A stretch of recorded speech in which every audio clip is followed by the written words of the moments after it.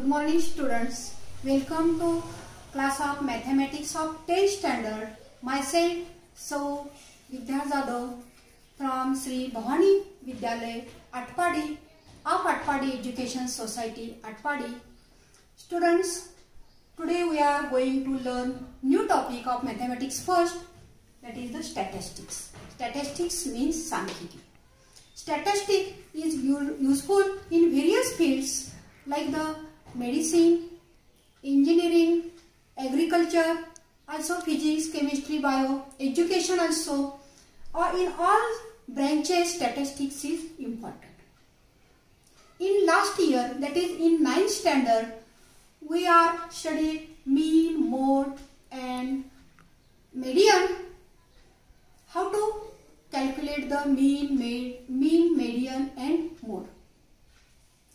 In this topic, in this year, in 10th standard, in this topic, we have to calculate the mean, median and mode. These are the measures of central tendency and these are calculated for grouped frequency distribution table. Also, the next point in that topic is that the graphical representation of the grouped data. In this graphical representation, from the graph we have to construct histogram, also frequency polygon and frequency curve. Also pictorial representation is also important in this topic, that is the pie diagram. गेल्या वर्षी आपण इयत्ता 9वीच्या वर्गामध्ये आपण हे जे measures of central tendency आहेत, मीन, median आणि मोड, म्हणजे मध्य काढणे, मध्यक काढणे आणि बहुलक काढणे हे अभ्यासलेलं आहे. अनग्रुप्ड फ्रिक्वेन्सी म्हणजे अवर्गीकृत सारणीसाठी आपण ते काढलं होतं. आता या वर्षी आपण तेच काढणार आहे, पण ग्रुप्ड फ्रिक्वेन्सी डिस्ट्रीब्युशन म्हणजे वर्गीकृत आपल्याला जे दिलेलं आहे त्या वर्गीकृत सारणीसाठी आपण हे काढणार आहे. त्याचबरोबर आपण आयतालेख ग्राफिकल रिप्रेझेंटेशन मध्ये ग्राफच्या सहाय्याने आपण आयतालेख काढणार आहे. वारंवारता बहुभुज आणि वारंवारता वक्र हेही आपण काढायला शिकणार आहोत. तसंच पाय डायग्राम म्हणजे वृत्तालेख हाही आपल्याला चित्ररूप मांडणीच्या सहाय्याने याच्यामध्ये अभ्यासायचं आहे. आता first we have to calculate how to find the mean by the direct method. Mean, that is the measures of central tendency, mean, median आणि mode. mean म्हणजे मध्य. मध्य काढण्याच्या 3 पद्धती आहेत. We have to calculate mean by 3 methods. First one is the direct method, सरळ पद्धती. Second, assumed mean method, गृहीत मध्य पद्धती. And third one is the step deviation method, मध्य प्रमाण विचलन पद्धती. पहिल्यांदा आपण मीन काढण्याची डायरेक्ट मेथड म्हणजे सरळ पद्धतीचा अभ्यास करणार आहोत. आता हे अभ्यासत असताना गेल्या वर्षी आपण ज्या काही टर्म अभ्यासलेल्या आहेत 9वीच्या वर्गामध्ये त्या आपण पाहणारच आहे. For example, here class is 2 to 4. 2 ते 4 हा क्लास दिलेला आहे. या क्लासमध्ये 2 is the lower limit and 4 is the upper limit of the class. Lower limit म्हणजे खालची मर्यादा किंवा खालची सीमा असं म्हटलं जातं. 4 upper limit म्हणजे वरची सीमा असं म्हटलं जातं. आता हे सोडवत असताना येणाऱ्या ज्या काही टर्म्स आहेत आपण त्या वेळेला पाहणारच आहोत. First example, here for find the mean, find the mean of following data by the direct method. Here we have given that the statistical data and from the statistical data we have to find the mean. ह्या दिलेल्या माहितीच्या आधारे सरळ पद्धतीच्या सहाय्याने आपण मध्य काढणार आहोत. आता याच्यामध्ये बघा तक्त्यामध्ये आपल्याला काय दिलेलं आहे, टाइम म्हणजे वेळ दिलेला आहे तासामध्ये. आपल्याला क्लास दिलेले आहेत, हे वर्ग दिलेले आहेत 0 to 2, 2 to 4, 4 to 6, 6 to 8 and 8 to 10. And number of students 7. हे उदाहरण कसं दिलेलं आहे बघा, 7 विद्यार्थी 0 ते 2 तास अभ्यास करतात. This is the time for study. 18 students are studying 2 to 4 hours. म्हणजे या पद्धतीने आपल्याला हा डाटा दिलेला आहे आणि याच्यावरनं ते जो अभ्यास करतात त्याचा आपल्याला मीन काढायचा आहे. कुठली पद्धत वापरायची आपल्याला? डायरेक्ट मेथडने आपण हे सोडवणार आहोत. For solving the direct method we have to calculate the mean by direct method. First we frame the table of 4 columns. आपल्याला 4 कॉलमचा तक्ता तयार करावा लागतो. पहिल्या कॉलम मध्ये आपण काय लिहिणार आहे? Right here class. वर्ग लिहिलेले आहेत. Class are given here. 5 classes are given there. 2 to 4, 0 to 2, 2 to 4, 4 to 6 and so on. Now second column, दुसरा जो कॉलम आपल्याला करायचा आहे तो क्लास मार्क. आपण 9वीच्या वर्गामध्ये क्लास मार्क कसं काढायचं अभ्यासलेला आहे. Class mark is equal to lower limit plus upper limit divided by 2. वरची मर्यादा अधिक खालची मर्यादा भागिले 2. 0 अधिक 2 भागिले 2. क्लास मार्क म्हणजे वर्गमध्ये काय येणार आहे? 1. बोर्ड परीक्षेमध्ये 1 मार्काला आपल्याला क्वेश्चन असतो calculate the class mark. Find the class mark म्हणजे वर्गमध्य काढा. त्यावेळी आपण फॉर्म्युला लिहिला पाहिजे. Class mark is equal to lower limit plus upper limit divided by 2. 0 अधिक 2, 2 आलं भागिले 2 बरोबर 1. 2 अधिक 4, 6, 6 भागिले 2 3. 4 अधिक 6 10, 10 भागिले 2 5. 14 भागिले 2 7. 18 भागिले 2 9. आणखी एक लक्षात ठेवायचं, क्लास मार्क इथं म्हणजे वर्गमध्य काढत असताना क्लास विड्थ किती आहे बघायचं. क्लास विड्थ म्हणजे वर्गांतर 2 वर्गातलं अंतर. 2 लोअर लिमिट मधलं अंतर किंवा 2 अप्पर लिमिट मधलं अंतर. म्हणजे 2 वजा 0 किंवा 4 वजा 2 हे क्लास विड्थ म्हणजे वर्गांतर 2 येणार आहे. आणि एक क्लास मार्क आपण इथं काढलं की त्याच्यात 2 2 2 2 2 पुढे ऍड करत जायचं. क्लास विड्थ ऍड करत जायची, मिळवत जायचं. आता फ्रिक्वेन्सी क्लास मार्कला XI अक्षर वापरलेला आहे. XI फ्रिक्वेन्सी वारंवारता दिलेली आहे तेच लिहायचं आहे. नंबर ऑफ स्टुडंट्स 7 18 12 10 आणि 3. 7 18 12 10 and 3. Here number of students are given, that is the frequency, and the total frequency, that is the summation Fi. Also letter n is used. एकूण वारंवारता म्हणजे total frequency Fi is equal to, we take the sum of these all numbers. 8 and 2 10, 17 20, 2 3 and 2 5. Summation Fi बरोबर 50. Summation Fi is equal to 50. Now the last column, that is the Xi into Fi. Xi into Fi. Xi means class mark, वर्गमध्य. Fi means वारंवारता, frequency. Here multiplication of these two columns is here. 7 1 7, 7 into 1 7, 18 3 54, 12 5 60, 60, 9 7 70, 70, 9 3 27. In this column we take the multiplication of Xi Fi. या दोघांचा आपण काय केलेला आहे? गुणाकार इथं घेतलेला आहे. आणि मग इथं आपण summation Xi Fi is equal to, here summation Fi म्हणजे sum of all these numbers, sum या सगळ्यांची बेरीज. तसंच इथं summation Xi Fi is equal to sum of all these numbers. 7 7 4 11, 11 आणि 7 18, आजचे आले 1, 7 आणि 3 10, 16, 16 आणि 5 21. Total summation xi fi is equal to 280. Then we calculate mean.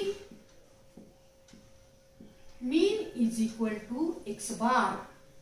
Mean denoted by letter x bar. Mean म्हणजे मध्य. Mean म्हणजे मध्य. मध्य काढण्याचा हा formula. Mean is equal to x bar is equal to summation fi xi upon summation fi. Summation fi xi किंवा xi fi भागिले fi. fi xi लिहिलं काय आणि xi fi लिहिलं काय तेच आहे. इज इक्वल टू किती आलेलं आहे 218 भागिले समेशन fi 50. 50 न आपल्याला भागायचं आहे. आता 50 न भागत असताना मी फक्त 5 न भागते. 5 20, 1 राहिलेला आहे, 18 झालेले आहे. 5 त्रिक 15, 18 15 गेले 3 राहिले, 5 सख 30. पण 50 न भागत असताना आपले आन्सर येणार आहे 4.36 and therefore mean is equal to 4.36. therefore mean time is equal to 4.36 hours. 4.36 hours. In this way we find the mean by the direct method. सरळ पद्धतीनं आपण मीन काढत असताना पहिल्यांदा 4 कॉलम असलेला तक्ता करायचा. In first column there are the class म्हणजे वर्ग. In second column class mark वर्ग मध्य. Third column frequency. Frequency is the given वारंवारता आपल्याला दिलेली असते. And last column is the xi fi. Summation fi is equal to आपण काढायचं आहे. समेशन xi fi म्हणजे fi xi is equal to आपण काढायचं. देन द फॉर्म्युला सूत्र काय आहे mean is equal to x bar is equal to summation fi xi भागिले समेशन fi. 218 भागिले 50 बरोबर 4.36. म्हणजेच आन्सर खाली लिहिताना वेळेचा मध्य बरोबर 4.36 तास असं आपण उत्तर लिहिणार आहे. Now next method of calculating the mean is the assumed mean method. गृहीत मध्य पद्धती assumed mean method. Example is the same. For the same example we calculate the mean by assumed mean method गृहीत मध्य पद्धती. In this method we make the table of 5 column. In last method we make the table of 4 column. One column is here extra column, that is the here this column is the in this example. आता गृहीत मध्य पद्धतीने आपण काढत असताना 5 कॉलमचा table तयार करायचा. एक कॉलम आपला यात वाढलेला आहे. आधीच्या मेथड मध्ये सरळ पद्धतीमध्ये आपण 4 कॉलमचा केला, याच्यामध्ये 5 कॉलमचा आहे. पुढच्या पद्धतीमध्ये 6 कॉलमचा टेबल करणार आहे आपण. आता यामध्ये काय करणार बघा. Class we write the class as it is. Also class mark is calculated lower limit plus upper limit divided by 2. खालची मर्यादा अधिक वरची मर्यादा भागिले 2 आपण हे केलेले. क्लास मार्क वर्ग मध्य काढलेले आहे. Here in this class mark middle number, that is here middle number is the assumed mean A. आपण या वर्गमध्यातला सर्वसाधारण मधला आता इथं काय झालेलं आहे 5 रो आहेत त्याच्यामुळे बरोबर मधला हा आलेला आहे. 4 असतील तर मधला तुम्ही हा किंवा हाही घेऊ शकता. आता इथं 5 असल्यामुळे ऑटोमॅटिक हा मधला आलेला आहे, त्याला अज्युम्ड मीन म्हणायचं. अँड वी राईट हिअर, गृहीत मध्य आहे हा. वी राईट हिअर अज्युम्ड मीन.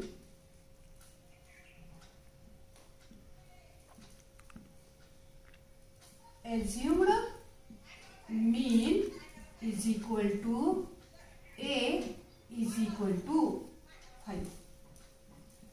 गृहीत मध्य किती आले घेतलेला आहे आपण? 5 घेतलेला आहे. आता नवीन कॉलम जो आपण इथं केलेला आहे त्या कॉलम मध्ये आपण di is equal to xi minus a करणार आहे. नवीन कॉलम मध्ये आपण काय करणार? di बरोबर xi वजा a. म्हणजे या हे जे xi आहे त्या प्रत्येकातनं हा a वजा करणार आहे. 1 वजा 5, a काय म्हणलेला आहे आपण? 5. 1 वजा 5 किती आलं? वजा 4. मोठ्यातनं लहान वजा करून मोठ्याचं चिन्ह. पुढं 3 वजा 5 वजा 2. इथं 5 वजा 5 0. 7 वजा 5 2 and 9 minus 5 4. Look here, in this column of di, here is the 0. Our class width is the 2. Class width, that is the difference between two lower limits or two upper limits. 2. इथं 2 चा फरक आहे, म्हणजे आपलं वर्गांतर 2 आहे. 0 मध्ये येणार, a जिथं आहे तिथं 0 येणार, त्याच्यावर वजा 2 वजा 4 वजा 6 वजा 8 खाली 2 4 6 या पद्धतीनं वाढत जाणार. इकडे क्लास विड्थ वरनं लक्षात ठेवायचं. आता वारंवारता दिलेलीच आहे आपल्याला. Frequency 7 18 12 10 and 3. Summation fi is equal to, म्हणजे ह्या सगळ्यांची बेरीज 50 आली, ती आपण मगाशी केलेली होती. Summation fi is equal to. आता शेवटचा कॉलम, मगाच्या उदाहरणामध्ये आपण xi fi म्हणजे fi xi घेतलं होतं. आता fi di घ्यायचं, fi इंटू di, कारण आपला नवीन कॉलम कुठला आहे? di चा आहे. आणि in last column there is the fi into di. आता ह्या दोघांचा गुणाकार करायचा आपण. 7 चौक 28 मायनस 28, 18 दुनी 36 मायनस 36, 12 इंटू 0 0, 10 दुनी 20, 3 चौक 12. आता इथं summation fi di is equal to, इथं समेशन fi di करत असताना इथं 2 निगेटिव्ह टर्म आहे, इथं 2 पॉझिटिव्ह टर्म आहेत. निगेटिव्ह जे आहे वजा वजा आहे त्यांची बेरीज करायची. मायनस मायनस किती मायनस झाले? 7 12 13 14 मायनस 64 झाले. इथे किती झाले? मायनस 64 झाले. आता प्लस प्लस 20 आणि 12 22 अधिक 32, 20 आणि 12 32. आता वजा 64 आणि अधिक 32 फरक काढायचा आहे आपल्याला. बेरीज करा तरी चालते. मोठ्यातनं लहान वजा करून मोठ्याचं चिन्ह, वजा 32. म्हणून fi di बरोबर minus 32. fi di is equal to minus 32. Now we write the formula. In this example, first we calculate d bar. D bar is equal to summation fi di upon summation fi. पहिल्यांदा आपण d bar calculate करायचं. Summation fi di upon summation fi. Summation fi di is equal to minus 32 upon 50. भागाकार करूया. 5 ने भागूया आपण, वजाच येणार आहे हे. 5 सख 30 आणि 5 चौक 20, 50 तर भागणार आहे. त्याच्यामुळं हे आन्सर आपण असं लिहिणार मायनस 0.64 डी बारची किंमत आली. मगाशी फॉर्म्युला वापरताना X bar is equal to summation F I X I upon summation F I होतं. आता D bar is equal to ही किंमत मिळालेली आहे आपल्याला. डी बार बरोबर आपल्याला किंमत मिळाली. मीन काढायचं आहे आपल्याला. मीन म्हणजे मध्य काढायचं आहे आपल्याला. मध्य एक्स बार बरोबर इथं फॉर्म्युला वेगळा आहे. ॲझ्युम्ड मीन आपण आधी घेतलेला आहे त्याला आधी घ्यायचा. ॲझ्युम्ड मीन आपण 5 घेतलेला आहे म्हणजे गृहीत मध्य घेतलेला आहे. A plus D bar. A is the 5. Assumed mean आपण किती घेतला होता 5 plus D bar that is the minus 0.64 plus minus minus 5 अधिक वजा वजा होणार वजा 0.64. आता इथं आपण 5.0 वजा 0.64 36 हातचा गेलेला आहे. 5 ने 1 गेले 4 is equal to 4.36. Mean is equal to 4.36 unit is hour. Therefore mean time is equal to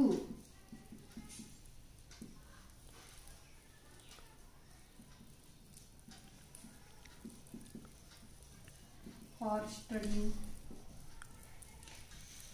studying is equal to 4/36 hours. 4/36 hour.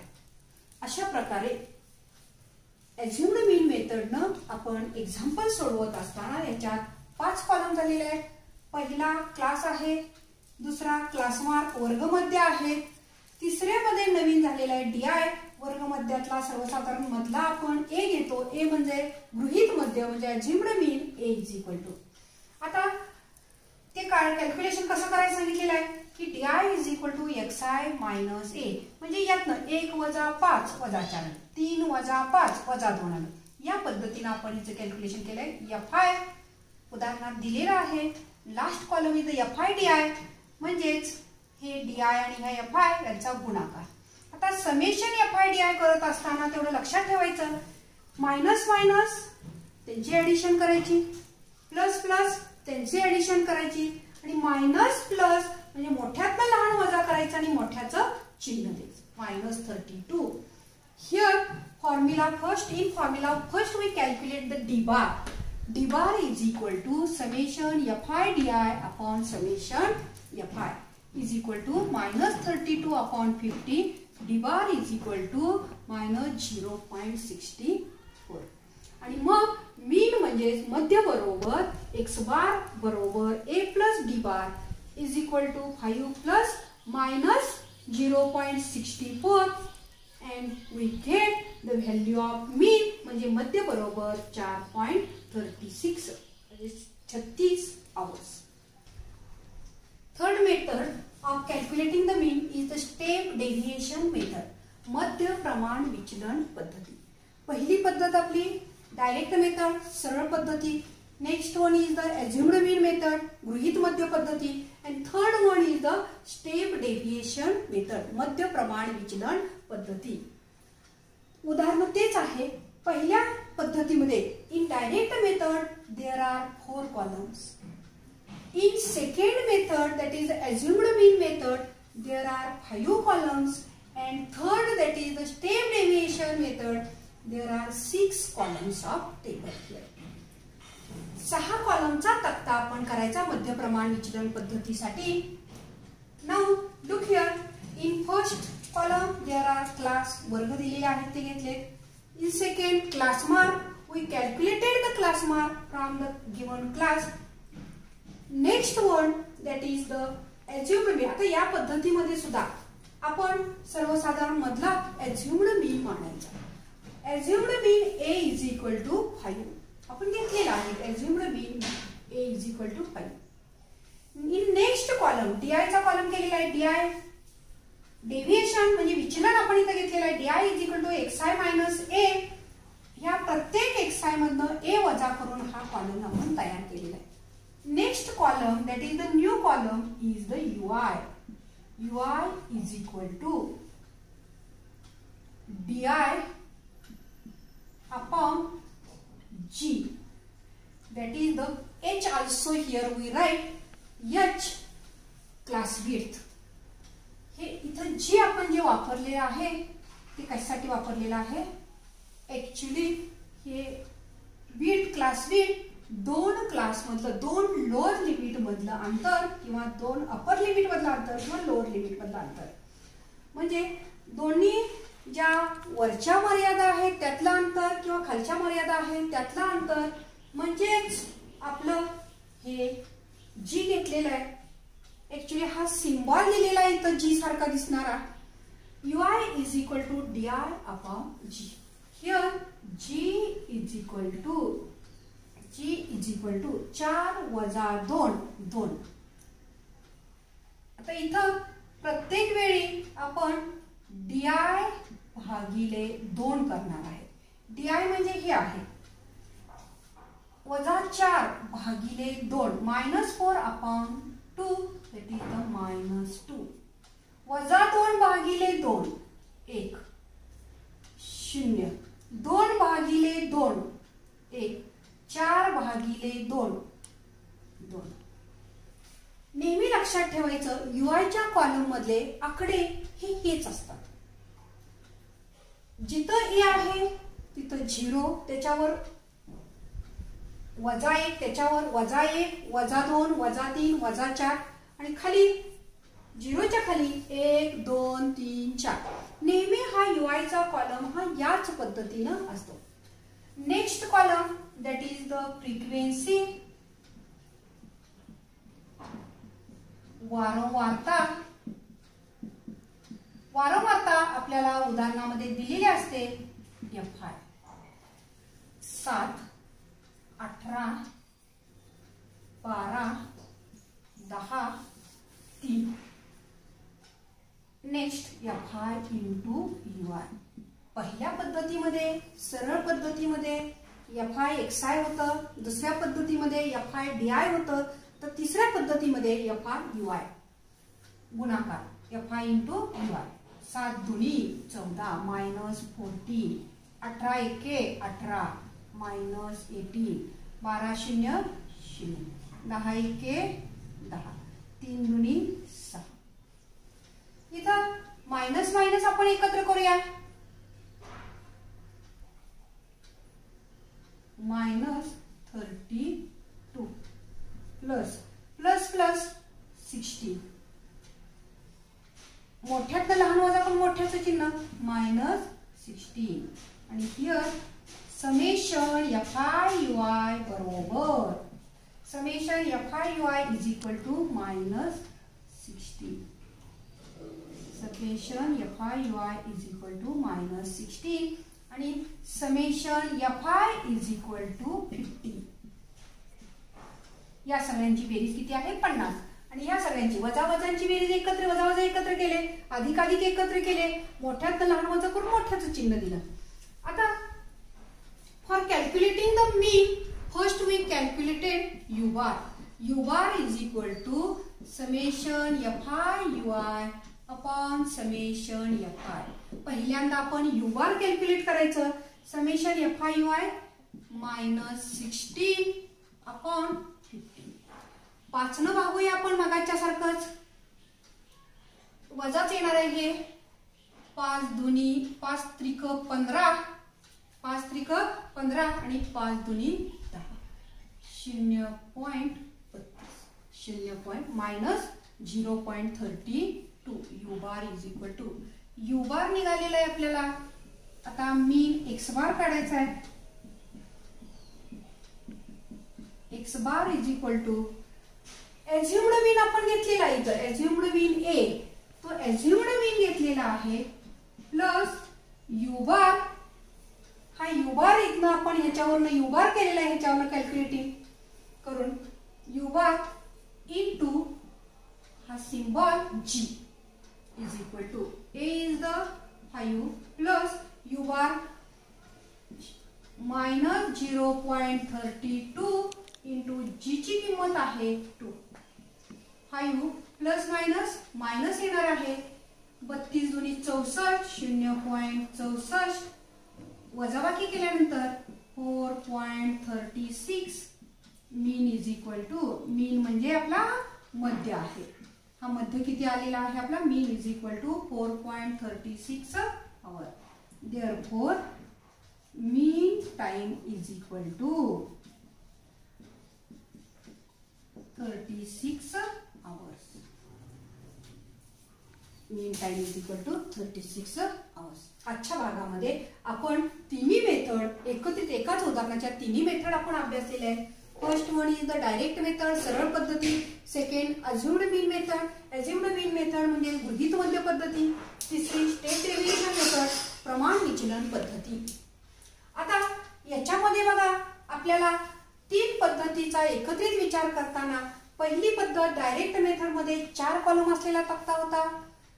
नंतर दुसऱ्या अज्युम्ड मीन गृहीत मध्य मध्ये 5 कॉलम आले आणि तिसऱ्या स्टेप डेव्हिएशन मेथड म्हणजे मध्य प्रमाण विचलन पद्धतीमध्ये 6 कॉलम आले. आणि या सूत्राच्या सहाय्याने आपण ही किंमत काढलेली आहे. आजच्या पाठामध्ये आपण इथंच थांबू.